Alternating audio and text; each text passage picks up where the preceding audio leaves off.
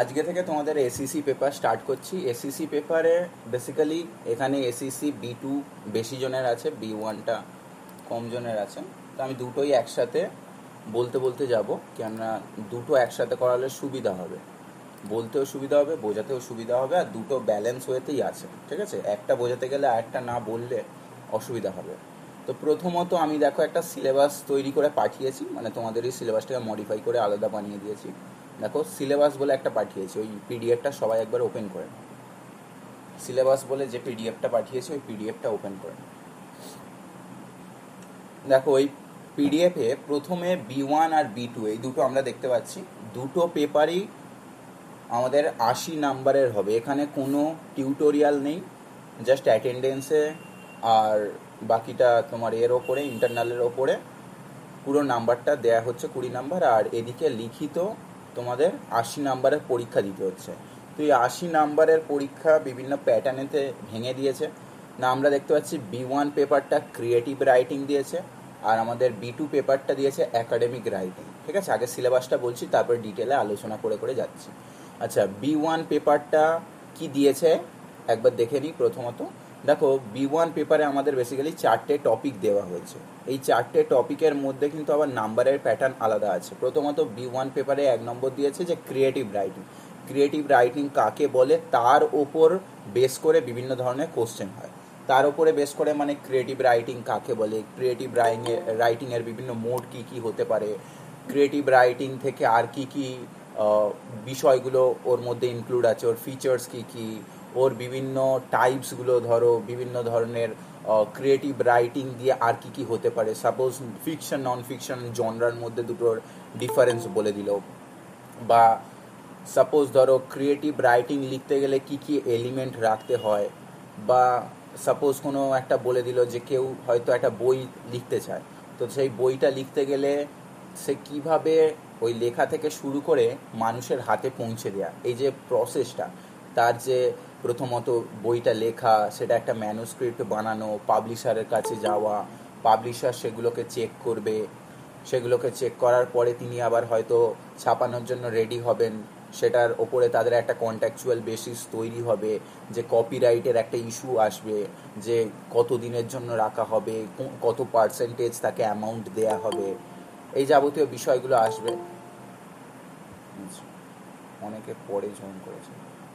আচ্ছা, যারা পরে জয়েন করেছো তাদের জন্য আরেকবার বলে দিচ্ছি, তোমাদের B1 আর B2 পেপারের যে সিলেবাসটা দিয়েছি, প্রথমত ওই সিলেবাসটা ওপেন করে নাও।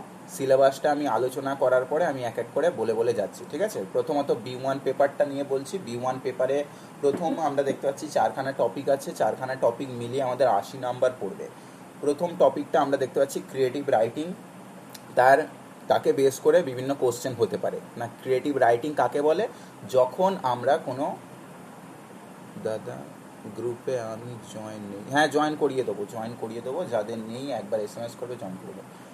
তো ক্রিয়েটিভ রাইটিং বেসিক্যালি কাকে আমরা দেখতে পাচ্ছি না, ক্রিয়েটিভ রাইটিং মানে হচ্ছে যার মধ্যে আমরা ফিকশন নন ফিকশন যা খুশি লিখতে পারি।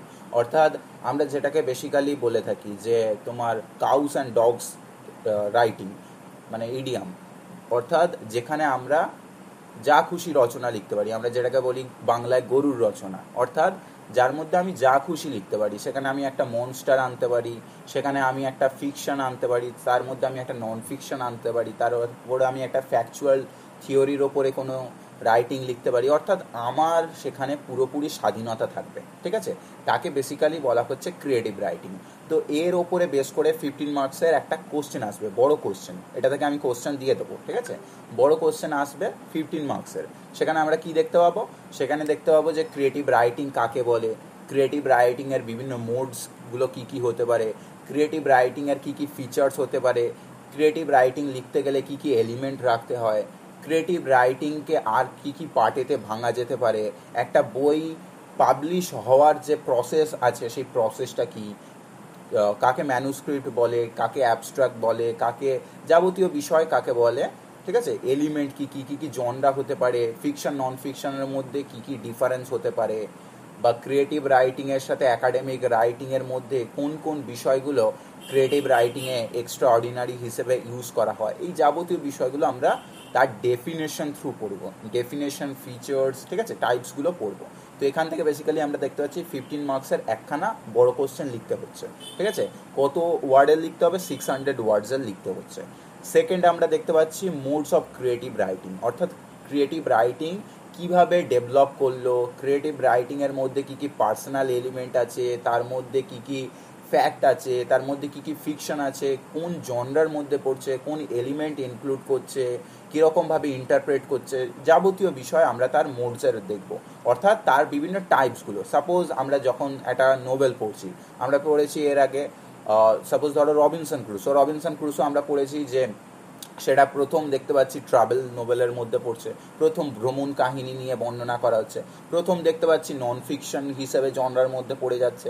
আবার অন্যদিকে ওর সাথে যেটা আছে দেখতে পাচ্ছি ওই সিলেবাসের মধ্যে আমাদের ফ্র্যাঙ্কেনস্টিন আবার দেখতে পাচ্ছি প্রথম আমাদের গথিক নোবেল হিসেবে ইউজ করা হচ্ছে, সায়েন্স ফিকশন নোবেল হিসেবে ইউজ করা হচ্ছে। আবার দেখতে পাচ্ছি ওর মধ্যে প্রথম আমাদের তোমার এলিমেন্ট রাখা হচ্ছে এপিস্টোলারি এটা আছে তোমাদের ওই রবিনসন ক্রুসো ওখানে এপিস্টোলারি ফরম্যাট ইউজ করা হয়েছে, ঠিক আছে। এই যে বিভিন্ন জনরার মধ্যে পড়লো, তার মধ্যে ডিফারেন্সিয়েশন দিতে পারে, তার মধ্যে ক্লাসিফিকেশন দিতে পারে, বিভিন্ন মোডসগুলোকে নিয়ে আলোচনা করতে পারে, ঠিক আছে, ক্রিয়েটিভ রাইটিংয়ের ক্ষেত্রে। আবার দিয়ে দিতে পারে যে একজন রাইটার একটা রাইটিং লেখার প্রসেসটাকে সেখান থেকে শুরু করে তার বই ছাপানোর প্রসেসটা কিভাবে সেটা হয়ে থাকে, তার প্রসেসটা, তার মোডসটা কী কী হতে পারে। অর্থাৎ মোড মানে তার মধ্যে আমি দেখতে পারি যে হয়তো সেটা অ্যাকাডেমিক বেসিসে পাবলিশ হচ্ছে, সেটা হয়তো আমার নন অ্যাকাডেমিক বেসিসে, অ্যাকাডেমিক বেসিস মিনস হচ্ছে ধরো কোনো সিলেবাসে ইনক্লুড হচ্ছে, পড়াশোনার সিলেবাসে, মানে কলেজ, ইউনিভার্সিটি কিংবা স্কুলের সিলেবাসের মধ্যে অন্তর্ভুক্ত করা হলো, মানে আমি বলে দিলাম সেটা অ্যাকাডেমিক সিলেবাসে নিয়ে চলে আসে। আবার নন অ্যাকাডেমিক বিষয় হয়তো কোনো ভূতের গল্প, কোনো হয়তো তান্ত্রিকের গল্প, এরকম ধরনের আমরা গল্প, সেগুলো হয়তো বেসিক্যালি আমরা দেখতে পাচ্ছি ইন্টারেস্ট বেসিসে মানুষ পড়ে থাকেন, তাহলে সেটা কিন্তু অ্যাকাডেমিক বেসিসে হয়তো পাবলিশ করা হলো না। নন অ্যাকাডেমিক বেসিস, এই নন অ্যাকাডেমিক বেসিসের এই যে মোডস, বিভিন্ন মোডসগুলো কী কী টাইপে বিভক্ত করা হচ্ছে, কোন কোন পার্টের মধ্যে দিয়ে যাচ্ছে, কি প্রসেসে যাচ্ছে। অর্থাৎ আমি সাপোজ আমি একটা বললাম কোনো একটা টপিক নিয়ে স্টোরি লিখছি, এবারে আমি যখন স্টোরিটা লিখবো তাহলে আমি অবশ্যই টার্গেট করে ভাববো যে এই স্টোরিটা কোথায় পাবলিশ করা হবে বা কিভাবে মানুষের কাছে পৌঁছে দেওয়া হবে। না, মোডস অনুযায়ী আমরা তার মধ্যে পাবো। সাপোজ আমি বললাম আমি একটা গল্প লিখেছি, এই গল্পটা কি করা হবে না, এই গল্পটা আমি একটা জার্নালেতে পাবলিশ করব। তাহলে আমি প্রথমত কি করব, গল্পটা লিখবো। আমার স্টেপ কি কি হবে, প্রথমত গল্পটা লিখবো, লিখে এবারে আমি দেখব কোন জার্নাল পাবলিশ করে এরকম গল্প, তাদের কাছে পাঠাবো। বা আমার যদি নিজস্ব কোনো জার্নাল থাকে তাহলে আমি তাদের থ্রু সেটাকে পাবলিশ করাবো। এবারে আমি হয়তো তাদেরকে পাঠালাম, তারা পড়ে বললো যে এইগুলো ইমপ্রুভ করার দরকার আছে, গ্রামাটিক্যাল মিস্টেক আছে বা কোনো এরর আছে, তিনি সমস্ত কিছু চেক করে আমাকে বলে দিলেন, আমি সেগুলোকে ইমপ্রুভ করে দিলাম, হয়তো তার পছন্দ হলো, সে পাবলিশ করলো, তাহলে সেটা একটা মোডস হয়ে গেল। আবার কেউ হয়তো নিউজ পেপারেতে ছাপানো হচ্ছে, আমরা দেখেছি যে প্রতি রবিবার একটা করে রবিবারের পত্রিকা পাবলিশ করা হয়, যার মধ্যে আমরা দেখতে পাই আনন্দ পাবলিশার্স আছে বা আনন্দ বাজার পত্রিকা, তারা একটা করে চটি পাতলা বইয়ের মতো প্রতি রবিবার বার করে থাকে। তার মধ্যে আমরা দেখতে পাই যে সমস্ত ছেলেমেয়েরা মানে মডার্ন সাহিত্য নিয়ে লিখছে, কালচার নিয়ে লিখছে বা লিটারেচার বা আরও অন্যান্য বিষয় নিয়ে লিখছে, তাদের লেখাগুলোকে পাবলিশ করা হচ্ছে। অর্থাৎ তাদের টার্গেট কি, তাদের টার্গেট হচ্ছে নিউজ পেপারেতে তাদের জার্নাল হোক, তাদের লেখা হোক, গল্প হোক, যাবতীয় বিষয়কে পাবলিশ করতে হবে। আবার কেউ হয়তো ভাবলো যে আমি একটা বই আকারে পাবলিশ করব। তখন আমি কি করব, আমি একটা বই লিখছি, হয়তো গল্পের মতো নিজের মতো একটা লিখলাম, সেটা খুব ছোট হলে তাকে ছোট গল্প বলবো। সেটা যদি অনেকটা বড় আকার নিয়ে নেয়, সেটা যদি আমরা পার্টেতে বিভক্ত করি তখন তাকে আমরা নোবেল বা উপন্যাস বলবো। সেটা যদি ড্রামার মতো হয়ে থাকে, অর্থাৎ কোনো অভিনয় বেসিসে হয়ে থাকে, চিত্রনাট্য হয়ে থাকে, তাহলে আমরা তাকে ড্রামা বলবো, ঠিক আছে। তাহলে বিভিন্ন টাইপসের হয়ে গেল লিটারেচার। এবারে এই যে আমি লেখাটা লিখলাম, লেখাটা লিখে আমি কি করব, সর্বপ্রথম আমি যাব কার কাছে, পাবলিশারের কাছে। পাবলিশারকে গিয়ে দেব গল্পটা, পাবলিশার গল্পটা পড়বেন, পড়ে উনি বলবেন যে গল্পটা ভালো হয়েছে কি খারাপ হয়েছে, বা উনি ছাপাতে চান কি চান না। প্রথমত এই প্রশ্নটা আসবে। উনি এবার সাপোজ রাজি হলেন, হ্যাঁ ঠিক আছে আমি গল্পটাকে ছাপাবো। এবারে যখনই উনি ছাপাবো বললেন তখন একটা কন্ট্যাক্ট তৈরি হবে যে পার্সেন্টেজ রেভিনিউ শেয়ার কীরকম পরিমাণে থাকবে। হয়তো বললো 50-50, অর্থাৎ পাবলিশার 50% নেবেন আর রাইটার হয়তো 50% পাবেন। এরকমভাবে একটা কন্ট্যাকচুয়াল বেসিস তৈরি হয়ে গেল। তারপরেই তৈরি হয়ে যাবে আমাদের দেখতে হবে কপিরাইট ইস্যু। কপিরাইট ইস্যু মানে কি, রাইটার যে একটা কোনো গল্প লেখেন তার একটা অধিকার থাকে, তিনি যেহেতু ক্রিয়েট করছেন তার সমস্ত বিষয়, তাহলে তিনি কি করবেন, একটা অধিকার বা রাইট থাকবে, সেই রাইটটাকে আমরা বেসিক্যালি কপিরাইট বলে থাকি। এবারে রাইটার কি করবেন, সর্বপ্রথম পাবলিশারকে সেই অধিকারটা দেবেন বা একটা চুক্তিপত্র হবে যেই পেপারেতে রাইটার সাইন করবেন, বলবেন যে এত বছরের জন্য আপনার সাথে আমি এই চুক্তিটা করলাম, অর্থাৎ আমি আপনার সাথে এই ডিলটা করলাম, এরপরে আপনি যত খুশি বই ছাপাতে পারেন, তবে বইটা ছাপাতে গেলে একটা পার্সেন্টেজ রেভিনিউ, যেরকম পরিমাণে বই ছাপানো হচ্ছে তার একটা পার্সেন্টেজ আমি পাবো।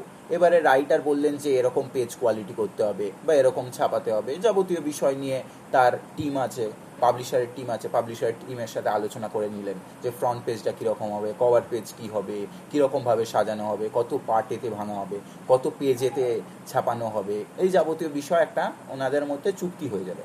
এবারে যখনই ওনার সাথে চুক্তিটা হয়ে গেল, কন্ট্যাক্ট হয়ে গেল, তখনই কি করবেন, পাবলিশার একটা বই তখন দেখতে পাবো ছাপাবেন। পাবলিশার কি করবেন, বইটা যেটা তৈরি করছেন, বই ছাপানোর আগে যেটা বলছি, পাবলিশার কি করবেন, ওটাকে প্রিন্ট করবেন, টাইপিস্টকে দিয়ে টাইপ করাবেন, পুরোটাকে করিয়ে আবার দেখতে পাবো রাইটার যিনি থাকেন তার কাছে পাঠাবেন। এইবারে এই যে ওনার কাছে পাঠালেন, এটাকে আমরা বেসিক্যালি বলে থাকি ম্যানুস্ক্রিপ্ট। এই যে ম্যানুস্ক্রিপ্টটা যখনই তিনি পাঠালেন, তখনই আমরা দেখতে পাবো যে রাইটার আবার সেটাকে গো থ্রু করবেন, তিনি সেটাকে আবার পড়বেন, পড়ে ওর মধ্যে কি কি এরর আছে, কোনগুলোকে রেকটিফাই করতে হবে, তিনি সেগুলোকে আগে নজর দেবেন। তিনি তখন আন্ডারলাইন করে দিতে পারেন, কেটে দিতে পারেন, স্পেলিং এরর হতে পারে, তালবস্য দন্তেশ্বর ডিফারেন্স হতে পারে, হর্ষইকার দীর্ঘিকার ডিফারেন্স হতে পারে, বিভিন্ন ধরনের ডিফারেন্স হতে পারে, তো তিনি সেগুলোকে সংশোধন করবে, যেটাকে বলে প্রুফ রিডিং। এবার এই প্রুফ রিডিং করার পরে রাইটার আবার পাবলিশারের কাছে পাঠাবেন, পাবলিশার সেটাকে পড়বেন, পুরোটা পড়ে আচ্ছা এইগুলোকে সংশোধন করতে হবে, তিনি আবার টাইপিস্টকে দিয়ে দেবেন, বলবেন যে এইগুলোকে একবার চেক করে নেবেন। তিনি যখন এটাকে তৈরি করে দেবেন, করে দেওয়ার পরে একজন চেকার থাকবেন যিনি পুরোটাকে একবার চেক করে নেবেন। চেক করে নেওয়া হয়ে গেলেই আমরা দেখতে পাবো বইটাকে প্রিন্টার যারা আছে বা যারা পাবলিশিং হাউস আছে বা যাদের যেখানে ছাপানো হয় বই কল আছে, সেখানেতে পাঠিয়ে দেওয়া হবে। সেখানেতে গিয়ে কি করা হবে, দেখতে পাবো বইটাকে ছাপানো হবে, এবং বইটা যখন ছাপানো হবে তখন এবারে একটা নির্দিষ্ট ডেট থাকবে যে অমুক ডেট থেকে বইটাকে পাওয়া যাবে। এরকমভাবে পাবলিশাররা প্রচার করে দেন, রাইটাররা প্রচার করে দেন, বিভিন্ন সোশ্যাল মিডিয়া এসে গেছে বর্তমানে, তো সোশ্যাল মিডিয়ার থ্রু তারা বিভিন্ন জায়গায় প্রচার করে দেন যে অমুক বই মেলাতে এরকম বইটা পাওয়া যাবে, ঠিক আছে, লিমিটেড সেল বা লিমিটেড ফিক্সড এরকম আছে, তো সেখান থেকে আপনারা কালেক্ট করে নিতে পারেন। এইভাবে হয়তো বিভিন্ন জায়গায় মানুষ জেনে গেল, তার বইটা পারচেস করলো এবং পার্সেন্টেজ সেটা একটা শেয়ার পেয়ে গেল। এবারে যখনই একটা ডিউরেশন থাকবে, সাপোজ আমি 10 বছরের জন্য চুক্তি করলাম, আমি সাপোজ আনন্দ পাবলিশারের সাথে চুক্তি করলাম যে আমি 10 বছরের জন্য আপনাদের সাথে থাকবো, অর্থাৎ আমার বই যত যা হবে পাবলিশ হবে সব আপনাদের কাছে, আপনারাই ছাপাবেন, আমি আর কাউকে রাইট দিলাম না। এবারে সঙ্গে সঙ্গে যখনই 10 বছর হয়ে যাবে, অমনি অধিকারটা কার চলে যাবে, পাবলিশারের অধিকার চলে যাবে। অর্থাৎ পাবলিশারের এখন কোনো আর অধিকার নেই যে বইটা আর ছাপাবেন, তাকে আবার পুনরায় কপিরাইট কিনতে হবে আইদার, না হলে তিনি কোনো ছাপাতে পারবেন না। যদি কোনো কারণে তিনি বই ছাপিয়ে দেন, তার এগেনস্টে রাইটার কিন্তু কমপ্লেন করতে পারেন, কেস করতে পারেন, এবং যার দরুন তাকে কয়েক লক্ষ থেকে কোটি টাকা পর্যন্ত তাকে তার মানে দরুন তোমার পয়সা দিতে হতে পারে, ঠিক আছে। ইভেন দেখতে পাবে যে আমাদের যারা কন্টেম্পোরারি রাইটার আছে, দেবারতী মুখোপাধ্যায়, ওনার দেখবেন জো স্টকসেতে গেলে একটা ইন্টারভিউ আছে, উনি যেহেতু ফিকশন নিয়ে লেখেন, ওনার বই একজন পাবলিশার্স ওখান থেকে ছাপানো শুরু করে দিয়েছিলেন উইদাউট পারমিশন, কপিরাইট না থাকা সত্ত্বেও ছাপিয়ে দিয়েছিলেন। তার দরুন তিনি ওটা কেস করেন, ইভেন উনি WBCS অফিসার, ওটা কেস করেন এবং কেসের লড়াইয়ে জিতে যান, এবং তার জন্য 2 কোটি টাকা কিন্তু ওনাকে মানে পাবলিশারকে দিতে হয়েছে, পাবলিশারকে 2 কোটি টাকা পর্যন্ত ফাইন দিতে হয়েছে। অর্থাৎ কপিরাইট কিন্তু যথেষ্ট বড় একটা পাওয়ার। আচ্ছা, তারপরে তাহলে এখান থেকে এই যে মোডস আছে, এই মোডস থেকে বেসিক্যালি আমরা দেখতে পাচ্ছি 15 নম্বরের আরও একটা কোশ্চেন আসবে। কত ওয়ার্ড, 600 ওয়ার্ডসে কিন্তু সমস্ত লিখতে হবে। এবারে যখনই এই টপিকটা হয়ে যাবে, তারপরের টপিকে আমরা দেখতে পাচ্ছি যে শর্ট স্টোরি বা পোয়েট্রি রাইটিং আছে। আচ্ছা, এখানে আমরা দেখতে পাচ্ছি 3 নম্বর যে টপিকটা আছে রাইটিং শর্ট স্টোরি আর পোয়েট্রি, এইটা কি বিষয় আছে না, এখানে দেখতে পাচ্ছি 20 নাম্বার আছে, অর্থাৎ প্রচুর নাম্বার। এই নাম্বারটা প্রচুর ডিপেন্ড করবে তোমার লেখার স্টাইলের ওপরে, অর্থাৎ এইখানেতে তুমি কিন্তু আর শুধু ভাববে যে আমি কমন পেয়ে যাব, এখান থেকে আমি নিজের যেগুলো পড়ে এসেছি সেখান থেকে লিখে দেবো, এরকম কিন্তু এই পেপারটার জন্য খাটবে না, বা এই পার্টটার জন্য পার্টিকুলার এই পার্টটার জন্য চলবে না। বাকি প্রথমে দুটো পার্টের জন্য কাজ করবে, বাট এই পার্টটা কমপ্লিটলি ডিপেন্ড করবে তোমার নিজস্ব লেখার ওপরে, তোমার হাত বা তোমার স্কিল যেটা আছে তার ওপর ডিপেন্ড করবে না। কীরকম, এই পেপারে আমরা বেসিক্যালি দেখতে পাবো যে একটা স্টোরি লিখতে হবে, বা একটা স্টোরির কোনো কন্টেন্ট বা কোনো টপিক বা কোনো একটা বিষয় দিয়ে দেবে, সেই ওরিয়েন্টেড বা সেই বেসিসে আমাদের একটা কোনো গল্প দিলে গল্প, কোনো যদি কবিতা দেয় তাহলে কবিতা, ঠিক আছে, যেরকম দেবে, যেই টপিক দেবে তার উপরে বেস করে আমাদের লিখতে হবে। এবারে পোয়েম আর পোয়েট্রি, এবারে একটা ডিফারেন্স অনেকে জানে না যে পোয়েম আর পোয়েট্রির মধ্যে ডিফারেন্স। পোয়েম হচ্ছে বেসিক্যালি সিঙ্গেল কোনো কবিতাকে, আমি যদি একটা কবিতা লিখি তাহলে আমাকে কি বলবো, এই আমার কবিতাটাকে কি বলবো, পোয়েম বলবো, ঠিক আছে। এবারে আমি যখন একগুচ্ছ কবিতা লিখলাম, ঠিক আছে, a collection of poem is called poetry. যখন আমি একগুচ্ছ কবিতা লিখলাম বা একগুচ্ছ হিসেবে পাবলিশ হচ্ছে বা প্রস্টিমাসলি পাবলিশ হচ্ছে, তখন তাকে আমরা বলে থাকি পোয়েট্রি, ঠিক আছে। যার কারণে আমরা দেখবে যে যখন উইলিয়াম ওয়ার্ডসওয়ার্থ পড়েছি বা কোলরেজের পড়েছি, টিন্টান অ্যাবে বলো বা কুবলা খান বলো, এগুলো পড়ার সময় আমরা দেখেছি যে সেখানে বলা হচ্ছে যে প্রিফেস টু দ্য লেরিক্যাল ব্যালাড এই বিষয়গুলোকে বলা হচ্ছে। তাহলে এই যে প্রিফেস টু দ্য লেরিক্যাল ব্যালাডে আমরা দেখতে পাচ্ছি প্রস্টিমাসলি একগুচ্ছ কবিতা পাবলিশ করা হচ্ছে, 90খানা কবিতা পাবলিশ করা হচ্ছে, অর্থাৎ তার মধ্যে শুধু একটা কবিতা নেই, তার মধ্যে অসংখ্য কবিতা গুছিয়ে এক ধার থেকে অ্যাসেন্ডিং অর্ডার বা ডিসেন্ডিং অর্ডার অনুযায়ী সাজিয়ে সেখানে রাখা হয়েছে। এবারে যার যেটা ভালো লাগলো সে সেটা পড়লো, সেটা হতে পারে একজন রাইটারেরই 10খানা কবিতা বা 10জন রাইটারের 10টা কবিতা, যেরকম খুশি সে কিন্তু বইটা রেডি করে পাবলিশ করতে পারে, ঠিক আছে, সেটা ডিপেন্ড করছে তার উপরে। আর শর্ট স্টোরি কীরকম, শর্ট স্টোরি একটা বেসিস দিয়ে দেবে, একটা টপিক দিয়ে দেবে, সেই টপিকের ওপরে বেস করে তোমাকে লিখতে হবে। এই টপিকটা হতে পারে নন ফিকশন, এই টপিকটা হতে পারে ফিকশন, এই টপিকটা হতে পারে কোনো কারেন্ট টপিক, এই টপিকটা হতে পারে কোনো একটা আমাদের ফিকশনাল টপিক। মানে কারেন্ট টপিক সাপোজ দিয়ে দিল যে একটা শর্ট স্টোরি বেসিক্যালি আমরা দেখবো সেখানে আমাদের পার্সোনাল এলিমেন্ট রাখবো এবং ফিকশনও রাখবো, ঠিক আছে। ফ্যাক্ট অ্যান্ড ফিকশন দুটোই কিন্তু পার্মানেন্টলি তোমার কন্টেম্পোরারি একসাথে থাকবে, ঠিক আছে, দুটোই কিন্তু সাইমলটেনাসলি চলবে না। সেখানে আমরা কি দেখতে পাবো না, সেখানে আমরা সাপোজ হয়তো দিয়ে দিল এই রিসেন্টলি উড়িষ্যাতে ট্রেন দুর্ঘটনা হয়েছে, তো ট্রেন অ্যাক্সিডেন্ট যখন দিয়ে দিল, তুমি এবার ভাবলে যে ট্রেন অ্যাক্সিডেন্ট নিয়ে তাহলে তো আমাকে লিখতে বলেছে, তাহলে তো এটা একটা ফ্যাক্টের ওপরে আমি সমস্ত ফ্যাকচুয়াল কথাগুলো বলবো যে অমুক টাইমে এই ট্রেনটা ছাড়ছিল, এখানে এত বেজে এত মিনিটে এই ট্রেনটা ওদিক থেকে আসছিল, অ্যাক্সিডেন্ট হয়ে এতজন মানুষ মারা গেছে, এরকমভাবে তুমি হয়তো লিখলে। বাট তোমার পাশে যে স্টুডেন্টটা বসে আছে, তোমার বন্ধু, সে হয়তো যেহেতু স্টোরি লিখতে বলেছে শর্ট স্টোরি, যেহেতু ক্রিয়েটিভ রাইটিং নিজস্ব পার্সোনাল এলিমেন্ট রাখা যাবে, সে হয়তো তার কিছু এলিমেন্ট ওর মধ্যে দিয়ে দিল।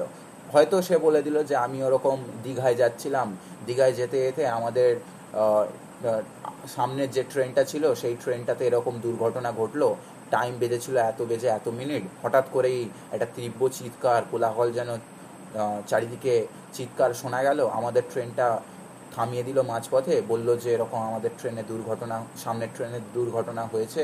তো আমি তখন ঈশ্বরকে ধন্যবাদ জানালাম যে আমি বেঁচে গেলাম, ঈশ্বরকে প্রার্থনা করলাম বলে তুমি হয়তো এরকম বিষয়গুলো বললে যে আমাদের সেই কারণে ট্রেন ক্যান্সেল হয়ে গেল, যেতে পারলাম না, 2 দিন দেরি হলো, এরকম বলে তুমি তোমার পার্সোনাল এলিমেন্ট রেখে দিলে, তখনই তোমার কিন্তু নাম্বারটা অটোমেটিক্যালি বেড়ে যাবে। এবং শর্ট স্টোরি রাইটিংয়ের ক্ষেত্রে আমরা যতটা তার মধ্যে ইমেজারি ক্রিয়েট করতে পারবো তত কিন্তু বেশি নাম্বার দেওয়া হয়। এই পেপারে আমরা দেখতে পাবো ইন্টারপ্রিটেশন ইউজ করে। ইন্টারপ্রিটেশন কাকে বলে?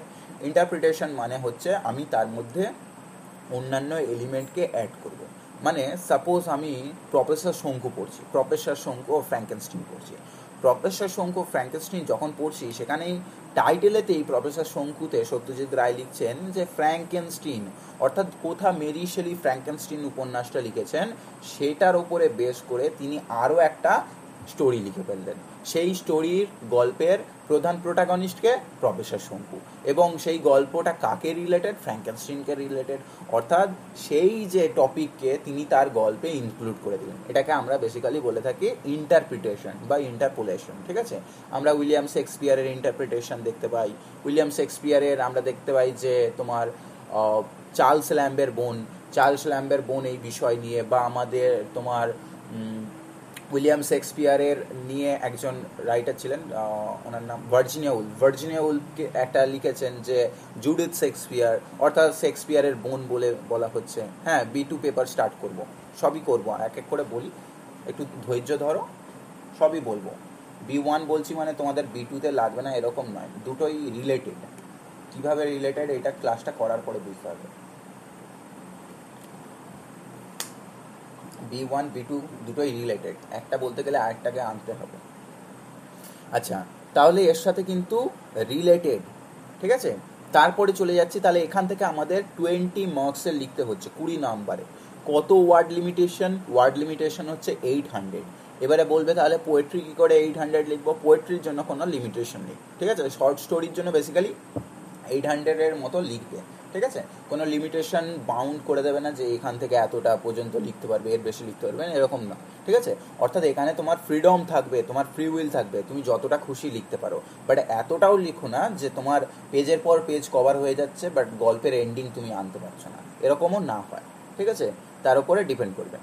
তারপরে টপিক নাম্বার 4-এতে চলে যাচ্ছি, তাহলে এখান থেকে 20 নাম্বার থাকছে। টপিক নাম্বার 4-এ আমাদের সব থেকে বেশি নাম্বার আছে, যেটা আমাদের B2 পেপারটাতেও দেখতে পাবো, ঠিক আছে? 30 নম্বরের একটা টপিক থাকবে না। কি আছে এখানে 30 নম্বরের? আমরা দেখতে পাচ্ছি প্রিপেয়ারিং ফর পাবলিকেশন, ঠিক আছে? এতক্ষণ ধরে যেই কথাটা বলছিলাম, আর্টিকেল বা নিউজ পেপার বা জার্নালেতে কিভাবে গল্প পাবলিশ হয়, কি কি প্রসেস হয়, কি কি মোডস হয়, বিভিন্ন টাইপ আমরা থিওরিগুলোকে দেখতে পাবো, ঠিক আছে? সেটা বুক ফরম্যাট, সেটা আর্টিকেল, কোনো একটা নিউজ পেপারে আর্টিকেল হতে পারে, কোনো একটা ম্যাগাজিন হতে পারে, কোনো সোশ্যাল মিডিয়াতে লেখা হতে পারে, বিভিন্ন জায়গায় কোনো হয়তো ইমপিচমেন্ট প্রসেস নিয়ে হয়তো কেউ লিখতে বলেছে, বা কোনো একটা কন্ট্রোভার্সি নিয়ে হয়তো লিখতে বলেছে, বা কোনো একটা ব্যাটেল নিয়ে লিখতে বলেছে, কোনো একটা ওয়ার নিয়ে লিখতে বলেছে। বিভিন্ন জায়গায় বিভিন্ন টপিক নিয়ে লেখা হতে পারে, সেটা ফিকশন হতে পারে, সেটা নন ফিকশন হতে পারে। তো এরকম একটা টপিক কিন্তু দিয়ে দেবে, তার উপরে বেস করে লিখতে হবে। আমরা প্রিভিয়াস ইয়ার কোশ্চেন যখন পড়বো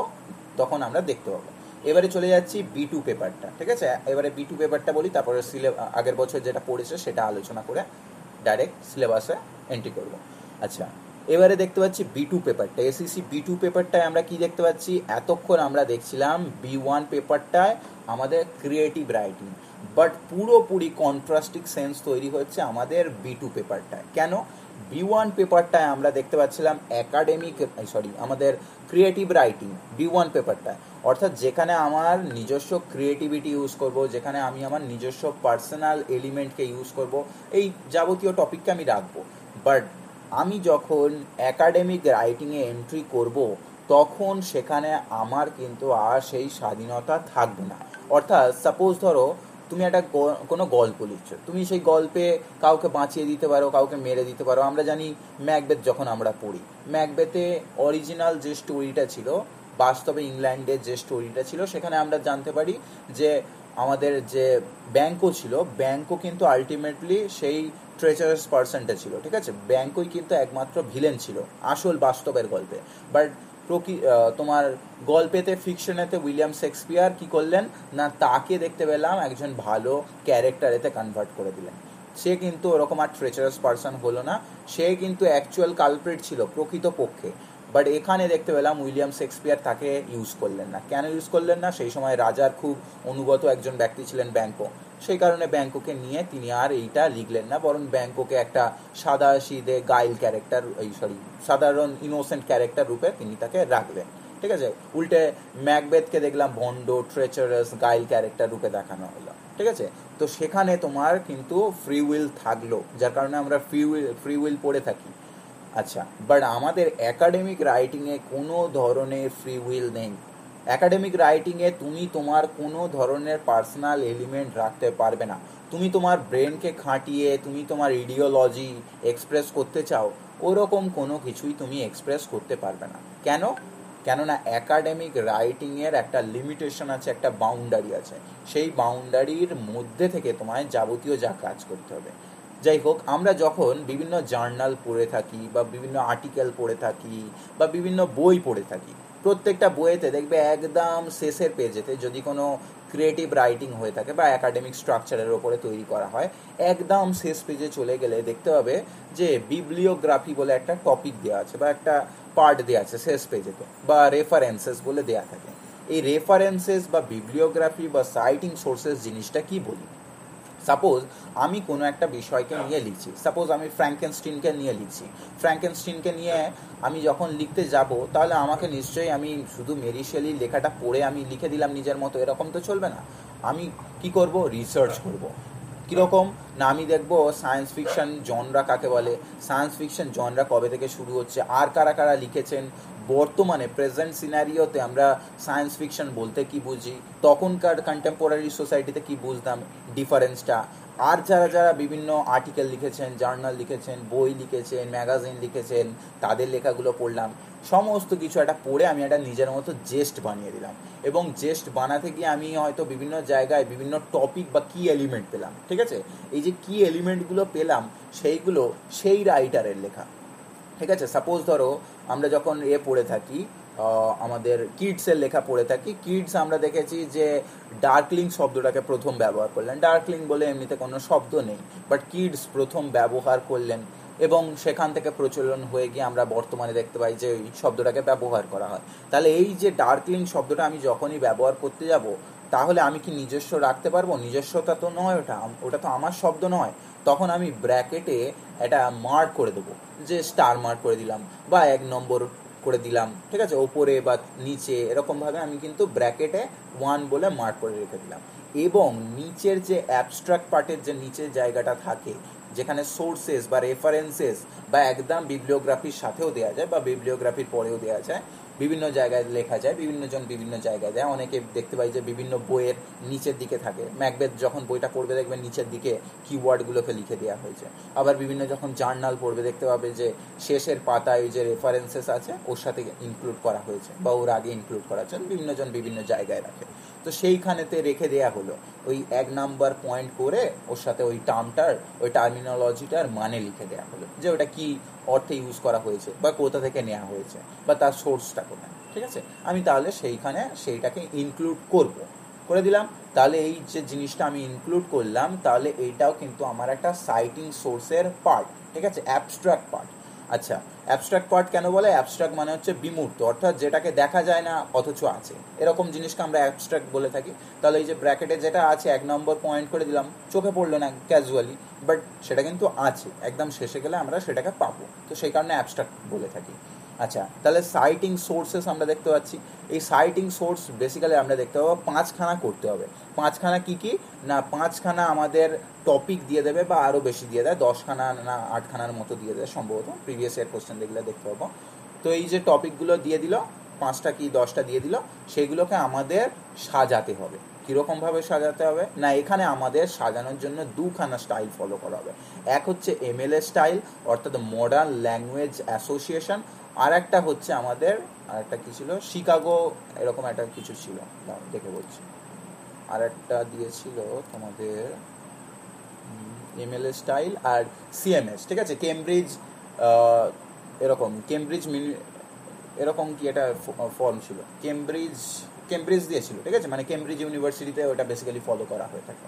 আচ্ছা, আমরা বেসিক্যালি যে কোনো একটা স্টাইল শিখে নেব। এমএলএ স্টাইলটাকে অল ওভার গোটা ওয়ার্ল্ডেতে ফলো করা হয়, তো আমরা বেসিক্যালি প্রথমে এমএলএ স্টাইলটা শিখে নেব। এমএলএ স্টাইল শেখার পরে যদি মনে হয় যে সিএমএস ফরম্যাটটা শিখবো, যদি বলো কেউ, তাহলে আমি সিএমএস ফরম্যাটটাকেও শিখে দেবো। আদারওয়াইজ যে কোনো একটা করতে হবে।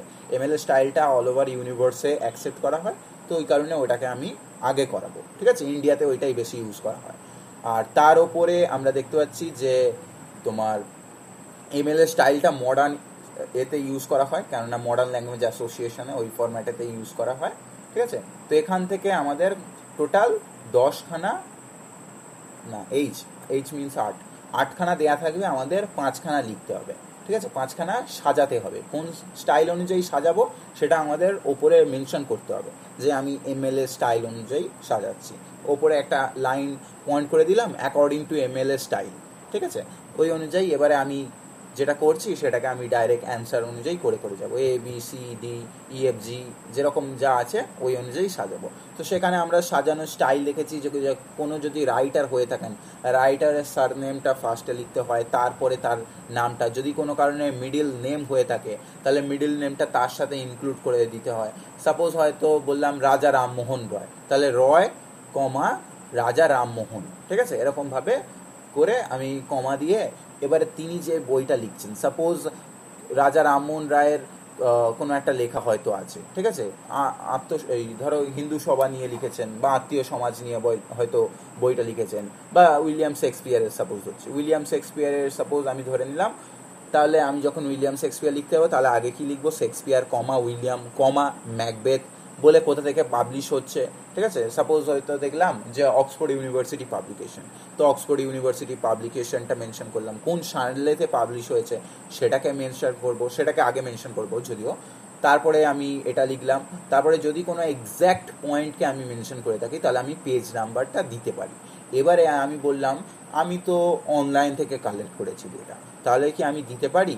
অনলাইনের ডেটা তখনই সাফিসিয়েন্ট হবে বা তখনই সেইটাকে অ্যাকসেপ্ট করা হবে যদি সেটা একাডেমিক সোর্স থেকে কালেক্ট করা হয়। এবারে বলবে যে তাহলে অনলাইনে কি করে বুঝবো একাডেমিক সোর্স কোনটা কোনটা নন একাডেমিক সোর্স? অনলাইনে বেসিক্যালি আমাদের একাডেমিক সোর্স খোঁজার একমাত্র সোর্স হচ্ছে গুগল স্কলার। গুগল স্কলার যেরকম আমরা দেখতে পাই গুগল একটা এক্সটেনশন হিসেবে কাজ করে, বা আমরা দেখতে পাই যেরকম গুগল একটা সার্চ ইঞ্জিন রূপে কাজ করে, গুগলেতে গিয়েই সার্চ করবে googlescholar.com, ঠিক আছে, বা গুগল স্কলার সার্চ করলেও পেয়ে যাবে। এবারে এই যে গুগল স্কলার সার্চ করলে সঙ্গে সঙ্গে অন্য একটা ফরম্যাট চলে আসবে, গুগলেরই মতো সার্চ ইঞ্জিনটা চেঞ্জ হয়ে যাচ্ছে, গুগল স্কলারেতে কনভার্ট হয়ে যাবে।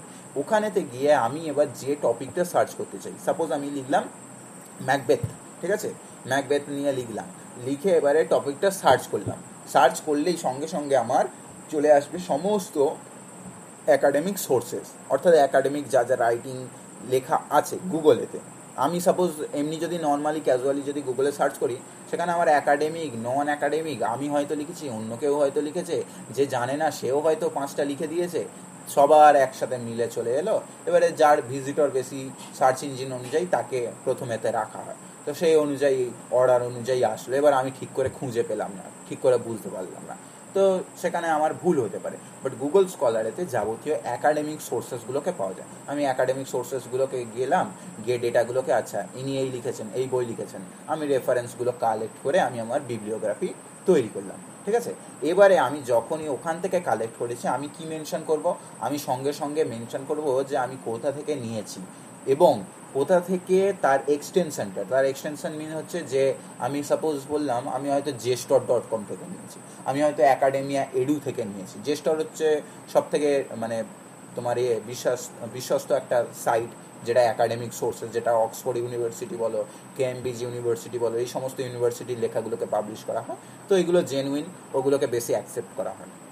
সাপোজ আমি হয়তো কোনো একটা লেখা লিখেছি ম্যাকবেথের ওপরে, তাহলে আমি ম্যাকবেথের ওপরে যে লেখাটা লিখেছি আমি হয়তো অনলাইন থেকে সোর্স কালেক্ট করেছি, এবারে আমি গিয়ে হয়তো JSTOR থেকে সোর্স কালেক্ট করে আমি লেখাটা লিখেছি। তাহলে আমি কি লিখবো? প্রথমে লিখবো শেক্সপিয়ার কমা উইলিয়াম কমা ম্যাকবেথ কমা, এবারে আমি যে JSTOR থেকে যে লেখাটা লিখলাম সেটা তো নিশ্চয়ই আমার নিজের লেখা নয়, বা উইলিয়াম শেক্সপিয়ার তো এসে JSTOR লিখতে যাননি, নিশ্চয়ই অন্য না কেউ লিখেছে। তাহলে যে লিখেছে তাহলে তার আইডেন্টিটিটা আমরা দেবো। সাপোজ হয়তো কোনো মিস্টার এক্স লিখেছেন, সেই তিনি হয়তো কোনো ইউনিভার্সিটির প্রফেসর, কোনো একটা লেকচারার, তিনি হয়তো এই টপিকটা লিখেছেন, তাহলে সঙ্গে সঙ্গে তারপরে কমা দিয়ে তার নামটাকেও ইনক্লুড করব, ঠিক আছে, যিনি লিখছেন তার নামটাকেও ইনক্লুড করে দিলাম, অর্থাৎ মিস্টার এক্স বলে আমি ইনক্লুড করলাম, কমা দিয়ে এবারে যেই জার্নাল থেকে আমি কালেক্ট করেছি, অর্থাৎ তিনি হয়তো লিখেছেন যে a contrasting figure between Oedipus and Macbeth বলে, এরকমভাবে তিনি হয়তো একটা টপিক লিখেছেন, সেই টপিকটা আমি ইনক্লুড করলাম ডাবল ইনভার্টেড কমা থ্রু করে। তারপরে কোন আমি জায়গা থেকে এক্স্যাক্ট জায়গা থেকে পেয়েছি, ঠিক আছে। সাপোজ আমি হয়তো এই জায়গা থেকে এখান থেকে আমি পেয়েছি, এই জায়গায় একটা নির্দিষ্ট স্পেসিফিক জায়গা থেকে পেয়েছি, সেই স্পেসিফিক জায়গাটাকে মেনশন করব। সাপোজ হয়তো আমি বললাম যে তোমার পেজ নাম্বার 37 বা 38 এরকম কোনো একটা নির্দিষ্ট, বা ভলিউম 31 থেকে পেয়েছি, বা কোনো একটা নির্দিষ্ট জায়গা থেকে পেয়েছি, সেই এক্স্যাক্ট জায়গাটাকে আমি কিন্তু মেনশন করব। সেই এক্স্যাক্ট জায়গাটা আমরা কীরকমভাবে মেনশন করব না, সেইখানেতে আমরা দেখতে পাবো যে আগে কোন তোমার প্রকাশনী থেকে পাবলিশ করা হচ্ছে, কোন জায়গা থেকে, হয়তো জেস্টর থেকে পাবলিশ করা হচ্ছে, জেস্টরের নামটা দেবো। এবারে কোন ভলিউম থেকে হচ্ছে, সেই ভলিউমটা দেবো। এবারে হয়তো কোন থেকে পাবলিশ করা হচ্ছে, কোনো একটা নির্দিষ্ট পেজ থেকে, পেজটা মেনশন করলাম। এবারে অনলাইনের তো সবসময় মডিফিকেশন হতে থাকে। আমি আজকে যেটা করলাম, কালকে হয়তো রাইটার মডিফাই করে, যিনি হয়তো এডিটর আছেন মডিফাই করে অন্য কিছু করে দিয়েছেন। এবারে যিনি হয়তো চেকার বা যিনি এই বিষয়টা নিয়ে তদারক করছেন, তিনি এসে মিলাতে গিয়ে বললেন না, রাইটার তো অন্য কিছুই লিখেছেন, ইনি তো এই বিষয়টা লেখেননি, হয়তো মডিফাই করে দিয়েছেন, এডিট করে দিয়েছেন, তিনি বুঝতে পারছেন না। সেই কারণে এক্স্যাক্ট ডেটটাও মেনশন করে দিতে হয়। অর্থাৎ আমি অমুক তারিখে ভিজিট করেছিলাম, ঠিক আছে, যে আমি অক্টোবর 19 অক্টোবর 7 PM ভিজিট করেছিলাম, ডেটটা, ইয়ারটা, সালটা মেনশন করে দিলাম, ঠিক আছে।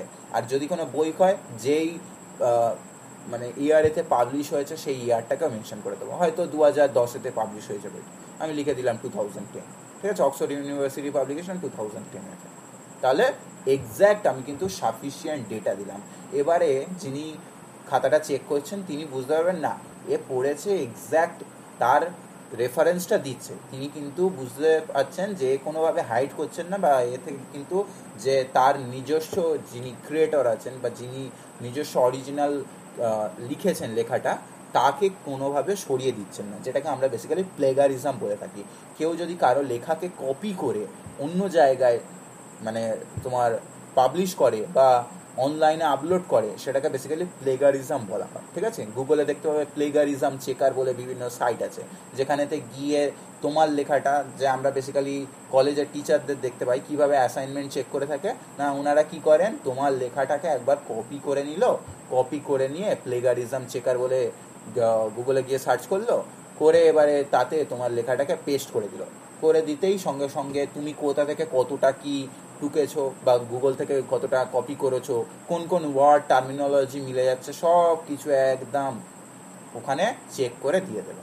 এবারে তার একটা লিমিটেশন থাকে যে 20% পর্যন্ত অ্যাকসেপ্টেড, যে তুমি হয়তো গুগল থেকে কিছু ডেটা নিয়েছো, অবভিয়াসলি হতেই পারে তুমি গুগল থেকে কিছু ডেটা পড়ে নিয়ে, না হলে তুমি তো আর জানছো না সমস্ত কিছু, তুমি হয়তো ডেটাটা পড়ে, এইটাই তো ফরম্যাটটা পাঠিয়ে দেবে। কি বলছো একবার বলো।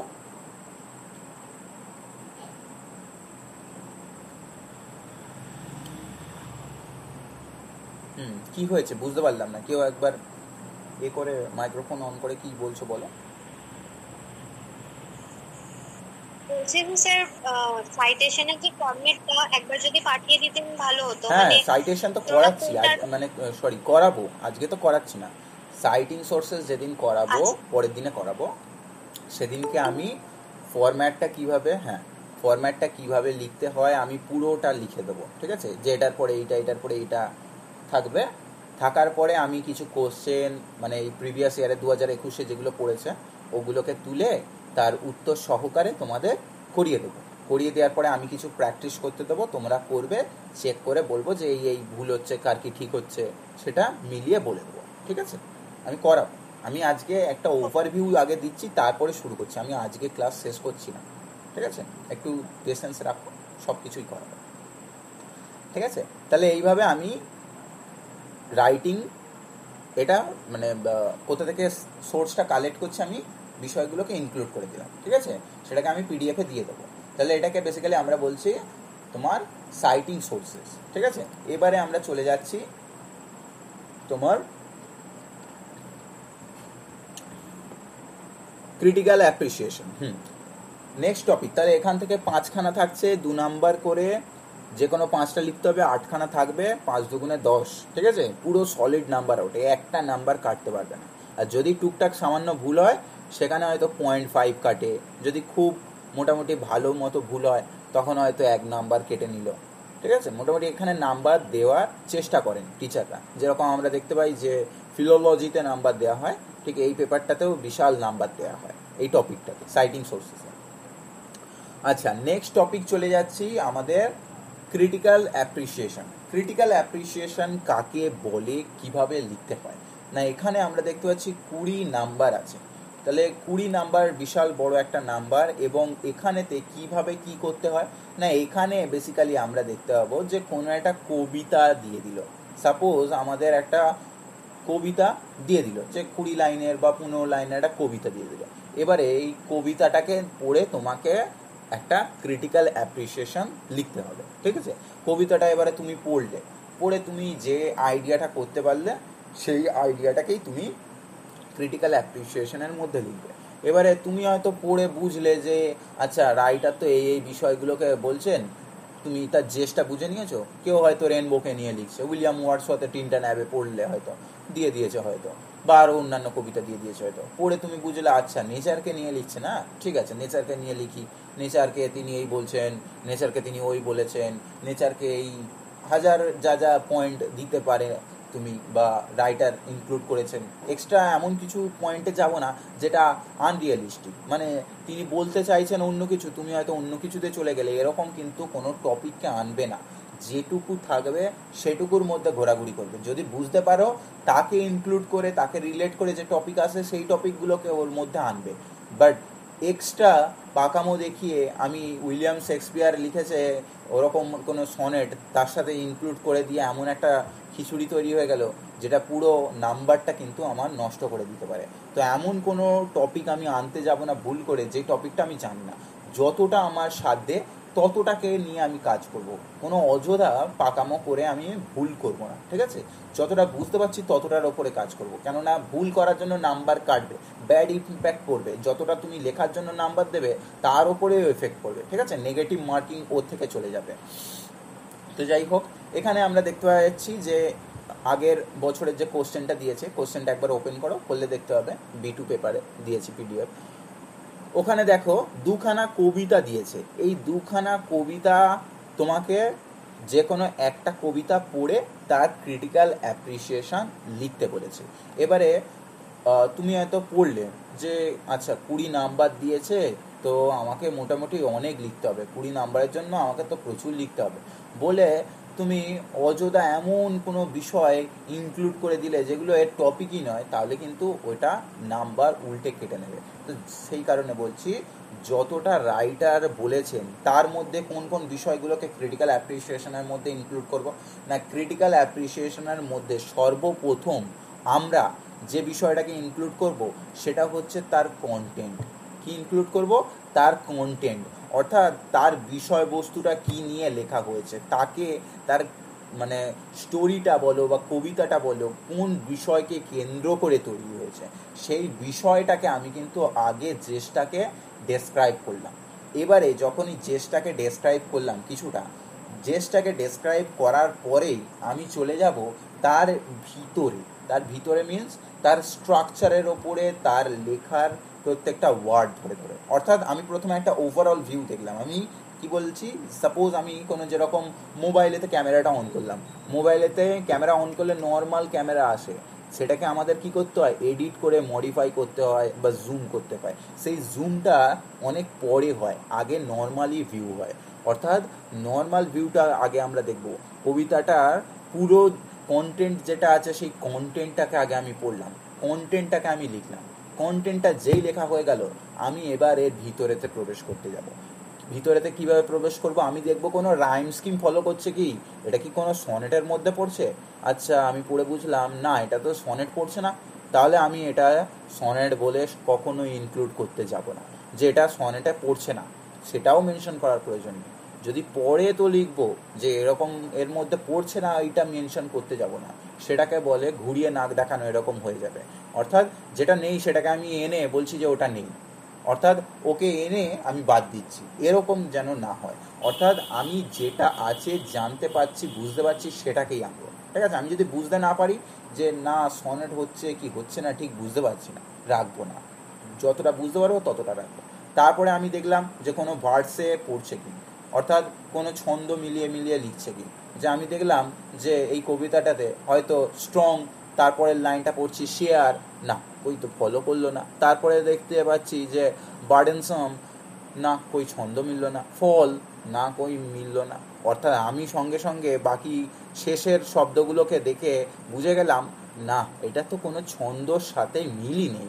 তাহলে আমি সঙ্গে সঙ্গে কবিতাটাকে একবার রিসাইট করে নিয়ে বলে দেবো যে এই কবিতাটা ছন্দ মিলিয়ে লেখা হয় না। অর্থাৎ এটাকে কোন ভার্সেতে লেখা হয়েছে, এটাকে কিন্তু লেখা হয়েছে ফ্রি ভার্সেতে, অর্থাৎ যেমন খুশি। ঠিক আছে, ছন্দের কোনো মিল নেই, নেই, যেরকম ফ্রি তোমার স্বাধীনতা অনুযায়ী তুমি লিখেছো। অর্থাৎ তুমি প্রথম লাইনে এই লিখলে, ওই লিখলে, যা খুশি লিখলে, এক ধার থেকে তুমি লিখে যাচ্ছ কবিতা। সেখানে কোনো ছন্দ নেই, কোনো নেই, রাইম স্কিম রিদম ফলো করে তুমি লিখলে না। সেটাকে আমরা কি বললাম? সেটাকে আমরা বললাম ফ্রি। অর্থাৎ তুমি তোমার নিজস্ব স্বাধীনভাবে তুমি কবিতা লিখেছো, এরকম আমি বললাম, হয়তো এটা ফ্রি ভার্সেতে লেখা হয়েছে। যখনই হয়ে গেল এই টপিকটা আমি মেনশন করে দিলাম, তারপরেই চলে যাব এক একটা ওয়ার্ডের ওপরে, এক একটা প্রথমে লাইনেতে যাব। এবারে যদি কোনো প্যারা প্যারা করে দেয়া থাকে, যদি পার্ট পার্ট করে দেয়া থাকে, তাহলে আমি পার্টেতে আগে প্রবেশ করব। অর্থাৎ আমি দেখলাম 5টা লাইন পরে একটা করে স্টানজা করে দিয়েছে, 5টা লাইন করে আবার একটা স্টানজা করে দিয়েছে, অর্থাৎ 5টা করে লাইন মিলে একটা স্টানজা করছে। তখন আমি ওই লাইনটাকে ইনক্লুড করব, যে এখানে কিন্তু 5খানা লাইন নিয়ে তৈরি করা হয়েছে একটা করে স্টানজা। ঠিক আছে, এবং এটাকে ফ্রি ভার্সেতে লেখা হয়েছে, এই জিনিসটাকে ইনক্লুড করে দিলাম। তাহলে যখনই ইনক্লুড হয়ে গেল, পরেই আবার আমি আর কি পয়েন্ট হতে পারে আমি লক্ষ্য করব। তারপরে একটা লাইনে গেলাম, 5টা করে লাইন চলে দেখে নিয়েছি, এবারে একটা করে লাইনে প্রবেশ করব। একটা লাইন পড়ে আমি বুঝতে পারছি আচ্ছা এই লাইনটার মধ্যে দিয়ে এরকম একটা টোনকে এক্সপ্রেস করতে চাইছে। অর্থাৎ প্রথম স্টানজাটা পড়ে যতটা যা মনে হচ্ছে তিনি তার হয়তো মনের কষ্টটাকে এক্সপ্রেস করছেন। তারপরে সেকেন্ড স্টানজাটা পড়ে হয়তো বুঝতে পারলাম যে তিনি কষ্টটাকে কিভাবে মুকুব করা যায় সেটার চেষ্টা করছেন। থার্ড স্টানজা পড়ে বুঝতে পারছি যে আচ্ছা তিনি তার পুরনো স্মৃতিগুলোকে ভুলতে চাইছেন। এরকম আমি একটা পড়ে ইমেজ তৈরি করে নিলাম, তখন আমি সেই বিষয়গুলোকে রাখবো যে এরকম প্রথম স্টানজা এই বলা হয়েছে, সেকেন্ড স্টানজা এই বলা হয়েছে, থার্ড স্টানজা এই বলা হয়েছে। এবার লাইনে চলে যাচ্ছি, লাইনে যেই প্রথম পড়ছি, লাইনটা পড়ে বুঝলাম আচ্ছা এখানে তিনি নিশ্চয়ই ভারী ভারী শব্দ ব্যবহার করেছেন, বা ওয়ার্ডসওয়ার্থের কবিতা হয়তো পড়লাম, পড়ে বুঝলাম যে এখানে তিনি একেবারে সরল সাধারণ সাদামাটা ল্যাঙ্গুয়েজ ব্যবহার করেছেন, যেটা পড়ে প্রত্যেকটা মানুষ ইজিলি ক্যাপচার করতে পারে। এই ফর্মেতে লেখা হয়েছে, অর্থাৎ তার ফরমেশনটা আমি লক্ষ্য করে নিলাম। যখনই আমি সেই জিনিসটা বুঝতে পেরে গেছি, সেই জিনিসটাকে ইনক্লুড করবো। যদি বুঝতে না পারি ইনক্লুড করবো না। লিখলাম, লেখার পরে এবারে আমি রেটোরিক্যাল ফরম্যাটে বা প্রোসোডিক্যাল ফরম্যাটেতে করবো। রেটোরিক্যাল অ্যান্ড প্রোসোডিক্যাল ফরম্যাট কি না, এর পরের সেমিস্টারেতে তোমরা পড়বে, 5th সেমিস্টারে ডিএসসি পেপারেতে আছে রেটোরিক অ্যান্ড প্রোসোডি। সেখানে আমরা দেখতে পাবো যে রেটোরিক প্রোসোডিতে বেসিক্যালি একটা কোনো লাইনেতে বিভিন্ন শব্দ ব্যবহার করে রাইটার সেটাকে বিভিন্ন মোড় দিয়ে থাকেন, সেটা বিভিন্ন রূপে এক্সপ্রেস করে থাকেন। সাপোজ আমরা যখন টু হিজ কয় মিস্ট্রেস পড়ছি, বা অ্যান্ড্রিউ মার্ভেল বা সানরাইজিং পড়ছি, যখন পড়ছি পড়তে পড়তে বুঝতে পারছি আচ্ছা বড্ড এক্সেজারেট করছে, হাইপারবোলিক আইডিয়া দিচ্ছে। এটা নয়, কখনো হতে পারে যে তোমার একটা পৃথিবী আমার একটা পৃথিবী এক হয়ে গেল, সেখানে 1000 ইয়ার ধরে হয়তো তার দিকে গেজিং ভাবে তাকিয়ে আছে, এরকম ইমেজারি দিচ্ছে। কখনো পসিবল নয়, মানুষের পক্ষে অত বাঁচা পসিবল নয়। তাহলে এই যে যখন ইমেজারিগুলোকে দিচ্ছেন, তখন আমি পড়ে বুঝে গেলাম এইগুলোকে বড্ড বেশি এক্সপ্রেস করা হয়েছে, এক্সেজারেট করা হয়েছে। তখনই আমি লিখে দিলাম যে এখানে কিন্তু হাইপারবোলিক টার্মিনোলজি ইউজ করা হয়েছে, এখানে কিন্তু এক্সেজারেট করা হয়েছে। সুতরাং সেই বিষয়টাকে আমি মেনশন করব যে এখানে হাইপারবোল ইউজ করা হয়েছে, বা এখানে হয়তো কারোর সাথে তোমার রিলেট করে তৈরি করা হয়েছে, ইন্টারপ্রিটেশন ইউজ করা হয়েছে, ইন্টারপ্রেট করে দিলাম। সাপোজ আমরা যখন ইউলিসিস কবিতা পড়েছি, বা আমাদের যখন অন্যান্য কবিতাগুলো পড়েছি যেখানে বিভিন্ন টপিক ইনক্লুড করা হয়েছে, যেরকম ইউলিসিসে আমরা দেখতে পেয়েছি যে ওডিসিয়াসের গল্পকে মেনশন করা হয়েছে, তাহলে ওখান থেকে নেওয়া হয়েছে আমি বলে দিলাম। বা আমাদের অন্য একটা সাপোজ ধরে নাও a far cry from Africa, সেটা হয়তো অন্য একটা টপিক থেকে নেওয়া হয়েছে। তাহলে বিভিন্ন যে টপিকগুলোকে নেওয়া হচ্ছে সেইগুলোকে মেনশন করলাম, প্রত্যেকটা ওয়ার্ডেতে নজর দিলাম। এবারে আজ যা যা মেনশন করতে আমি পারবো সেগুলোকে মেনশন করব। সাপোজ বললাম যে রেটোরিক্যাল ফরম্যাট অনুযায়ী লেখা হয়েছে। রেটোরিক্যাল ফরম্যাট কাকে বলে? যখন একজন রাইটার কবিতা লেখার সময় নিজেই প্রশ্ন করেন এবং সেই প্রশ্নের উত্তর পাওয়ার জন্য কারোর জন্য অপেক্ষা করেন না, নিজেই তার প্রশ্নের উত্তর দিয়ে দেন। কি বললাম? যখন একজন রাইটার কোনো কবিতা লেখার সময় একটা প্রশ্ন ফরম্যাট অনুযায়ী কবিতা লিখতে শুরু করেন, কিন্তু সেই প্রশ্নের উত্তরের জন্য তিনি অপেক্ষা করেন না, নিজেই সেই প্রশ্নের উত্তর নিজেই দিয়ে দেন, তখন সেটাকে বেসিক্যালি রেটোরিক বলা হয়ে থাকে। তো রেটোরিক্যাল ফরম্যাটেতে হয়তো কবিতাটা লেখা হয়েছে, সেটা বলে আমি মেনশন করে দিলাম। ঠিক আছে? তো এই ফরম্যাট বেসিসে আমি যা যা ইনক্লুড করতে পারি সেই টপিকগুলোকে আমরা ইনক্লুড করে দেবো। ঠিক আছে? করে দিলেই সেটার ক্রিটিক্যাল সামারি একটা তৈরি হয়ে যাবে। এবারে বলবে যে আমি তো লিখি, আমার তো 3 পেজ হয়েছে। আর একজন বলছে যে আমার বন্ধু তো লেখে, আমার বন্ধুর 5 পেজ হয়েছে। সেটা ডিপেন্ড করছে তোমার লেখার উপরে, তোমার হ্যান্ড রাইটিং কত বড়, তোমার কন্টেন্টটা কত বড়, তোমার কন্টেন্টের মধ্যে কি আছে। Content is king. ঠিক আছে? তোমার কন্টেন্টে যদি দম থাকে, লেখা যদি ভালো হয়, তাহলে তোমার বন্ধু 5 পাতা লিখে যা নাম্বার পেয়েছে, তুমি 3 পাতা লিখেও তার থেকে বেশি নাম্বার পেতে পারো। তো কন্টেন্টটাও ডিপেন্ড করবে তুমি কি লিখছো। ঠিক আছে? এমন কিছু গল্প লিখে দিলে হয়তো যেটা ওর সাথে রিলেটই নয়, সেখানে 5 পেজ কেন 50 পেজ লিখলেও কিন্তু টিচার নাম্বার দেবেন না।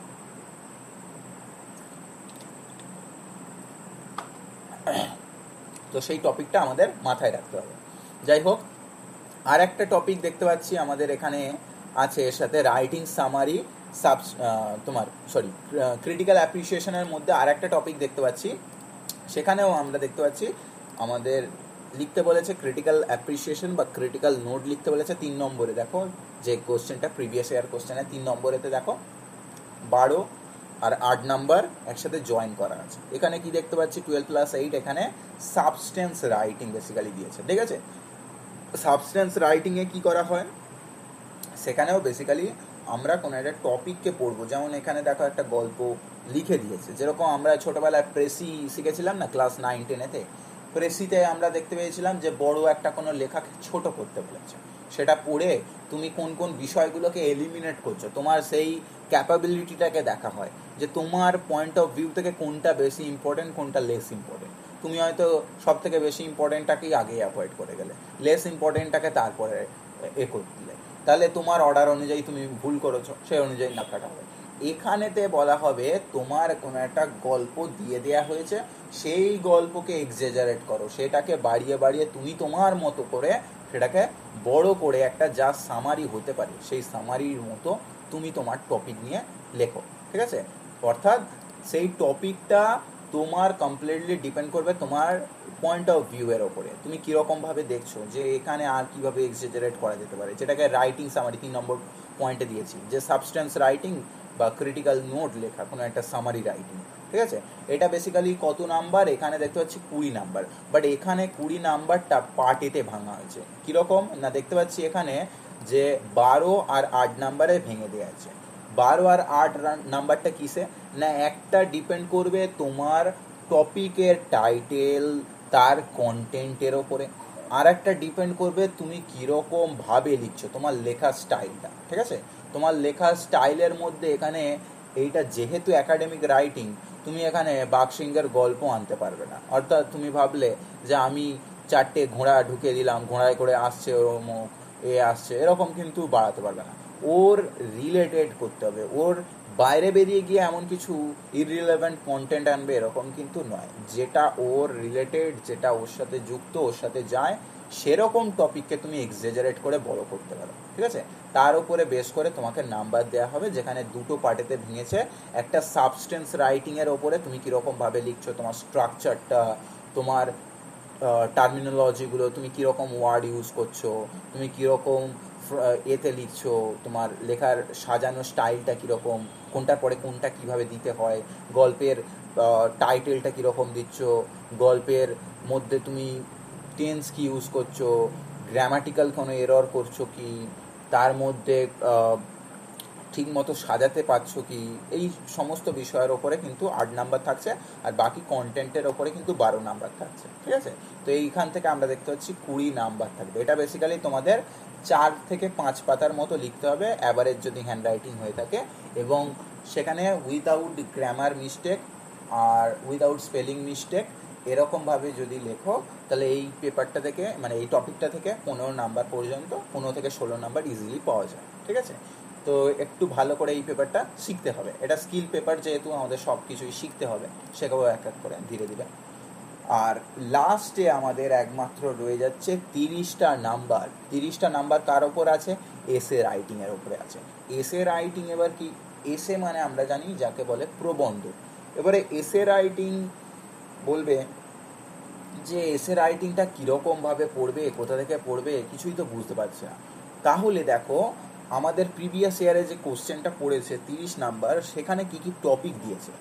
আগের বছরও বলেছিলাম যে আগের বছর যখন সাজেশন বানিয়েছিলাম তখন বলেছিলাম যে দুটো টপিকের ওপরে আমাদের কনসেন্ট্রেট করতে হবে। এক হচ্ছে বর্তমানে যে জিনিসগুলো ঘটছে, অর্থাৎ কারেন্ট অ্যাফেয়ার্সকে টপিকের মধ্যে রাখতে হবে, কারেন্ট অ্যাফেয়ার্সের মধ্যে যা যা হতে পারে। আর একটা সাইডেতে গিয়ে আমরা দেখতে পারি জেনুইন কন্টেন্ট বা general topic means general topic মানে হতে পারে কোনো একটা কিছু ঘটনা ঘটেছে তার উপরে বেস করে তৈরি করা। সাপোজ হয়তো যে ট্রামে চড়া নিয়ে একটা অভিজ্ঞতা নিয়ে দিয়েছে হয়তো প্রবন্ধ, বা সুভাষচন্দ্র বসুর ওপরে একটা কোনো প্রবন্ধ লিখতে দিয়েছে, বা কোনো একটা উৎসবকে নিয়ে লিখতে দিয়েছে, বা কোনো একটা ডিজিটাল টপিককে নিয়ে লিখতে দিয়েছে যে এরকম ডিজিটালাইজ হচ্ছে হ্যাঁ তা না, এই সমস্ত বিষয় নিয়ে একটা জেনুইন বা জেনারেল টপিক নিয়ে লিখতে দেবে। আর একটা টপিক হয়ে যাবে কিন্তু কারেন্ট অ্যাফেয়ার্সের ওপরে, যেটা আমি প্রত্যেকবার বলি যে কারেন্ট অ্যাফেয়ার্সকে কিন্তু টার্গেট করে একটা টপিক দিয়ে থাকে। দেখো আগের বছরের যে টপিকগুলো দিয়েছে, টপিকগুলোর দিকে নজর দিলেই বুঝতে পারবে। দেখো প্রথম টপিক দিয়েছে যে ডিজিটাল লার্নিং অ্যান্ড হিউম্যানিটিজ।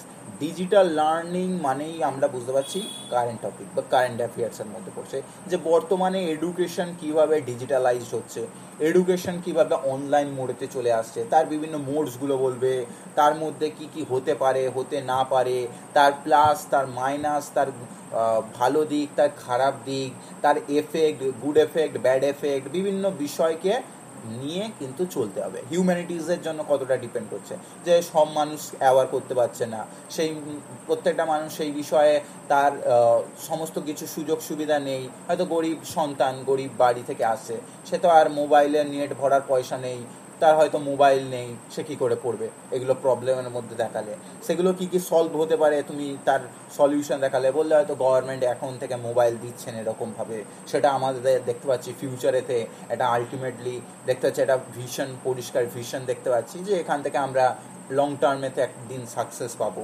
এরকমভাবে ডিজিটালাইজড হচ্ছে, আমাদের সেটাকে অ্যাকসেপ্ট করতে হবে, তার পজিটিভ পয়েন্টগুলো তার নেগেটিভ পয়েন্টগুলোকে তুমি অ্যানালাইসিস করে অ্যানালিটিক্যাল ভিউটাকে এখানে রাখবে, অর্থাৎ তোমার অ্যানালিটিক্যাল আইডিয়াটাকে এর মধ্যে রাখতে হবে। তারপরে দেখতে পাচ্ছি দেখো আবার একটা কারেন্ট টপিক প্যান্ডামিক। ঠিক আছে, pandemic literature down the ages, দেখো কারেন্ট টপিকের ওপরে দিয়েছে, অর্থাৎ এই যে প্যান্ডামিক সিচুয়েশনটা তার ওপরে বেস করে যে এফেক্টগুলো পড়েছে এজের ওপরেতে ডিফেক্ট করেছে। আমরা দেখেছি যে যখন 20s গল্পগুলো পড়বো বা লেট 90s গল্পগুলো পড়বো, সেখানেতে বিভিন্ন টাইম কিন্তু আমাদের অনেক এফেক্ট করেছে। সোসাইটির কন্ডিশন লিটারেচারের মধ্যে ইনক্লুড হয়েছে। আমরা যখন এর আগে যখন পড়েছি ক্লাস 10-এতে 12-এতে 11-এতে যখন গল্প পড়েছি, সেখানে আমাদের দেখেছি যে ভাত গল্প যখন পড়ছি মহাশ্বেতা দেবী, তখন পড়ে বুঝতে পারছি আচ্ছা তখন তাহলে সেই উৎসব নাই আর নিশ্চয়ই খাবারের খুব অভাব, না তাহলে খেতে পায় না।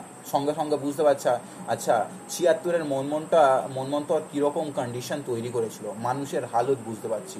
আবার যখন প্লেগ রোগের বিষয় নিয়ে আমরা কোনো উপন্যাস পড়ছি, গল্প পড়ছি, তখনের সিচুয়েশন বুঝতে পারছি। যে আবার ধরো আমরা যখন পড়ছি, ধরো কিডসের কবিতা পড়ছি, সেখানে আমরা দেখতে পাচ্ছি যে মানুষ রোগে আক্রান্ত হয়ে বিভিন্নভাবে ঝুঁকে পড়ছে, টিউবারকিউলোসিস হচ্ছে, অকালে তারা মারা যাচ্ছে।